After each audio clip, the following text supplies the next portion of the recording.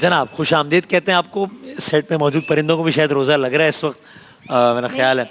ये सिर्फ हमारे सेगमेंट में बोलते हैं।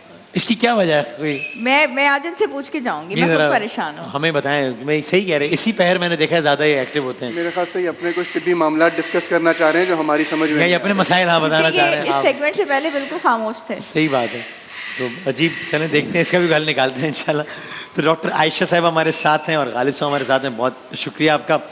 डॉक्टर साहब आपसे पहले शुरू करता हूँ। रमज़ान का महीना है, ऑफिस काम, फिर रमज़ान तो लोग थक जाते हैं, गर्मी है, रोज़ा लग रहा होता है, तो क्या एनी सजेशंस कि क्या खाना चाहिए? देखिए बहुत वर्कलोड होता है। जो भी ऑफिस के वर्कर्स हैं, बैंकर्स हैं, लेबर्स हैं, स्टाफ है, सारी चीज़ें हमने इनको थोड़ी रिलैक्सेशन देनी है इनके ऑफिस आवर्स में भी।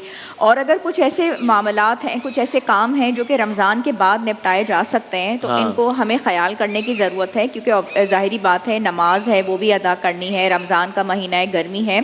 अगर हम इनके साथ थोड़ी नरमी बरतेंगे तो डेफिनेटली अल्लाह ताला हमें सवाब अजर सारी चीज़ें देगा। दर्द दिल के वास्ते पैदा किया इंसान को, वरना तात के लिए कमनते करो बयां। और डाइट जो है वो डेफिनेटली ऐसी हो कि सहरी में और अफ्तार में इन तमाम तर लोगों के लिए ज़ाहिरी बात है, क्योंकि जॉब है, छुट्टी नहीं ली जा सकती, तो प्रोटीन का इस्तेमाल हो, कार्बोहाइड्रेट ज़रूर हो डाइट के अंदर, क्योंकि दिमाग को ताकत देने वाली जो ये तो आज अजीब ही मामला हो गया है कोई जो है वो कार्बोहाइड्रेट्स ही हैं। ठीक है, शुक्र है मैंने जुरासिक पार्क देखी हुई थी तो वो कार्बोहाइड्रेट्स जो हैं वो ज़रूर हैं। 2 रेसिपीज़ में नेक्स्ट टर्न में डेफिनेटली शेयर इसको देख लें प्लीज़, अगर रिमूव करवा सकें अगर।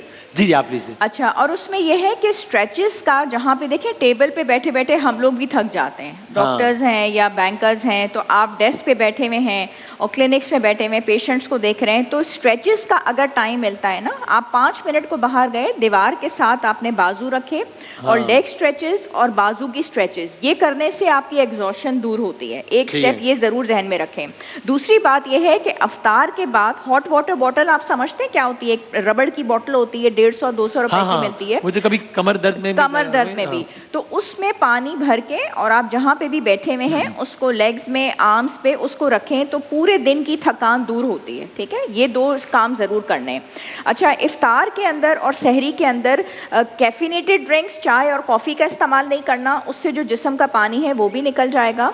और मैग्नीशियम का इस्तेमाल ज़रूर करना है। मैग्नीशियम का इस्तेमाल जितना अच्छा होता है वो आपकी थकावट दूर करने में, एनर्जी बूस्टर के तौर पे काम आता है, और वो ग्रीन लीफी वेजिटेबल्स जो है उसके अंदर काम होता है। अंडों का इस्तेमाल सुबह सहरी में हो, और प्रोटीन का इस्तेमाल गोश्त, चिकन, फ़िश, वो इफ्तार के अंदर जो है वो बहुत बेहतरीन है।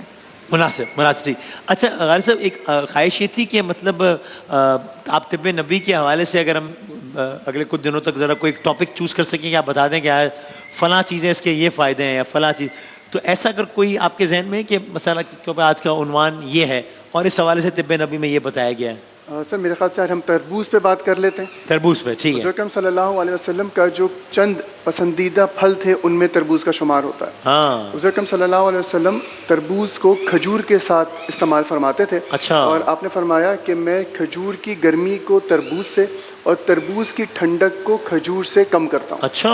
अब अगर बात की जाए आजकल रमज़ान के हवाले से तरबूज की, तो तरबूज फुल ऑफ वाटर है बेसिकली। सही है। फाइबर कंटेंट उसमें बहुत ज़्यादा है, एंटी इन्फ्लेमेटरी है। जिन लोगों को गठिया का इशू है, RA फैक्टर बढ़ा हुआ है, जिसको हम रोमेटाइड आर्थराइटिस कहते हैं, हड्डियों में सूजन की कैफियत हो जाती है, इन्फ्लेमेशन आ जाती है, तो तरबूज उनके लिए एक बहुत अच्छी दवा साबित होता है। जिसको हम अगर कोविड की बात करें तो कोविड में एक CRP लेवल्स थे जो कि बॉडी में इन्फ्लेमेशन को बताते थे कि इन्फ्लेमेशन कितनी है, जिससे जज होता था कि बॉडी इन्फ्लेम्ड कितनी है। तो तरबूज में अल्लाह ताला ने यह खासियत रखी है कि वो CRP लेवल्स को कम रखता है। इसके साथ बात की जाए कि यूरिक एसिड के पेशेंट्स जिन्होंने मेडिसिन अभी स्टार्ट नहीं की, ख़वातीन जिनका यूरिक एसिड लेवल 6.5 से कम है और मेल जिनका 7.5 से कम है, तो अगर वो तरबूज का इस्तेमाल करें तो उनके यूरिक एसिड्स में बहुत ज़्यादा बेहतरी आएगी।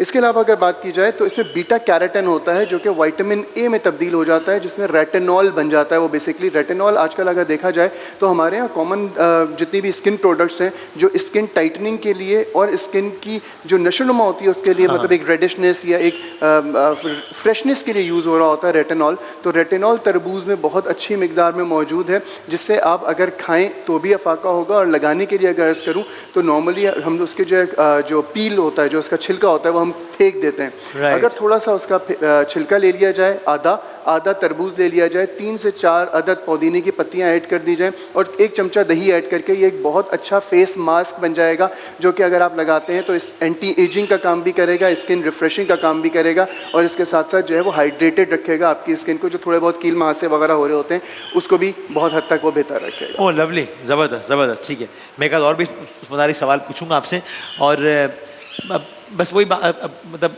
अक्सर ही होता है, लोग ट्रैफिक में फंस जाते हैं, घर आते आते बहुत देर हो जाती है, थकन हो जाती है, उसमें उस वक्त क्या चीज़ ज़रा उनको थोड़ा एनर्जी दे सकती इफ्तार है? में अगर शकरकंदी का इस्तेमाल करते हैं, शकरकंदी स्वीट पोटैटोज़ हमें मिल भी रहे हैं और हम इसको इस्तेमाल नहीं करते। अगर हम देखें तो ठेलों के ऊपर, सब्ज़ी वालों के ऊपर मौजूद होते हैं, बहुत जल्दी ये बॉयल हो जाते हैं।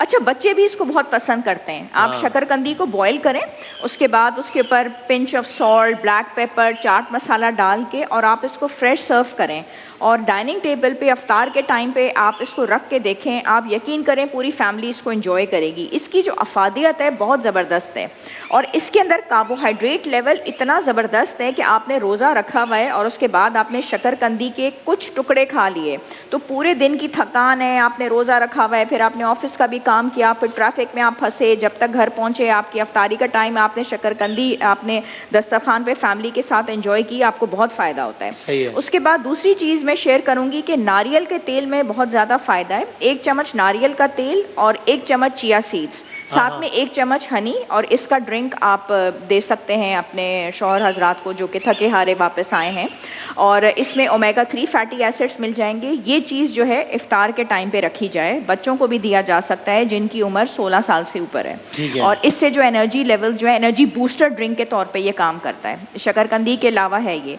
और सहरी में लस्सी का इस्तेमाल जो है करवाया जाए, जितने भी लोगों ने काम काज पे जाना है उसमें, और लस्सी में 1/4 टीस्पून हल्दी को ज़रूर ऐड किया जाए तो बहुत फ़ायदा होगा। डोपामीन एक बहुत बेहतरीन न्यूरोट्रांसमीटर है, और इसको हम हैप्पी हार्मोन कहते हैं। देखिए, जितनी भी कंप्लेंट्स आती हैं, जो फैक्ट्री में भी लोग काम करते हैं, तो वो कहते हैं कि डॉक्टर आयशा, इस रमज़ान के महीने में हमारी ओरिएंटेशन में फ़र्क पड़ता है। हमने रोज़ा रखा हुआ है तो हमें थोड़ी देर के लिए फील होता है कि हम बहुत डिसओरिएंटेड हो रहे हैं, हमें जो अपने टास्क कंप्लीट करने हम कर नहीं पा रहे हैं। सही है। अगर हमें 3 चैप्टर्स दिए गए हैं कि ये कंप्लीट करके हमें अपने बॉस को देने हैं, तो रोज़े की हालत, तो अगर हैप्पी हार्मोन दिया जाएगा तो उनकी एग्जॉशन में भी फ़र्क पड़ता है और टास्क कंप्लीट होंगे। तो डोपामीन न्यूरोट्रांसमीटर के लिए बादाम का इस्तेमाल, डार्क चॉकलेट और ग्रीन लीफी वेजिटेबल्स, तो उसमें ये कि कभी खीरे का इस्तेमाल, पालक का इस्तेमाल, तो अल्हम्दुलिल्लाह इस महीने में जितने भी काम काज करने वाले लोग हैं उनको बहुत अच्छे रिजल्ट्स मिलेंगे। बिल्कुल ठीक। और आखिर में आपने तरबूज के बारे में बताया, तो उसका इंटेक कितना होना चाहिए, या खुद भी आप आखिर में बताना एक चाहें? छोटी सी अर्ज रह गई। IGF हार्मोन एक हमारी बॉडी में होता है, जो कि सेल्स डिवीजन जो हमारी बॉडी में हो रहा होता है वो उसको कंट्रोल करने का बायस होता है, या उसकी जिम्मेदारी होती है। सही है। सेल्स की जितनी भी डिवीजन्स होती हैं वही कन्वर्ट हो जाती हैं, अगर वो इरेगुलाइज हो जाए तो वो कैंसर सेल्स में तब्दील हो जाती है। तो ये जो केमिकल तरबूज का इस्तेमाल जो है IGF हार्मोन को बैलेंस रखता है, कम रखता है, जिसकी वजह से सेल्स की डिस्ट्रीब्यूशन बेहतर रहती है, और इसके साथ कैंसर के होने के, या खुदा ना ख्वास्ता अगर किसी को हो गया और अर्ली स्टेजेस में है तो उसको रिकवरी के भी इस पर बहुत अच्छे अल्हम्दुलिल्लाह चांसेस होते हैं। जहाँ तक ताल्लुक है किस शेप्स में लिया जा सकता है, तो इसका इस्तेमाल ऐसे ही खाने में भी लिया जा सकता है, काट कर ठंडा करके। इसके साथ इसका जूस लिया जा सकता है, खरबूजे का, तरबूज का जूस बनाकर लिया जा सकता है अलग अलग डिशेस के हिसाब से। और बहुत सारे लोग कंप्लेंट करते हैं कि तरबूज ठंडा रख रहा है, लग रहा है, थोड़ी सी खांसी या खरखराहट हो जाती है इसमें, तो अगर उसमें थोड़ा सा काला नमक ऊपर डाल के खाया जाए तो वो बेहतर होता है। जहाँ तक ताल्लुक है, बहुत कॉमन एक सवाल है कि तरबूज के जो बीज होते हैं वो नहीं खाने चाहिए, वो पेट में मरोड़ की कैफियत कर देते हैं या बहुत ज़्यादा ख़राब होते हैं। कुछ लोग एक मिथ है, आई थिंक, तो ये मिथ ही है।